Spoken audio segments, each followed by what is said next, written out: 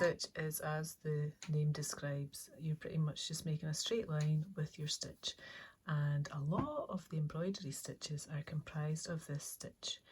So I've got my thread here with a knot in the end, and I'm simply bringing up my needle up through the fabric where I want the line to begin, where I want the straight stitch to begin, and then taking it down where I want the straight stitch to end, and then just repeat.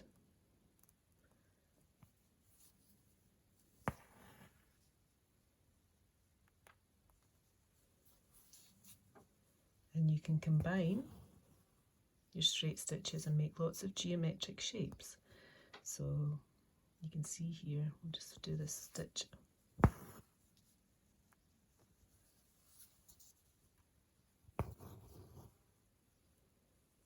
The star, you can just make using lots of straight stitches combined.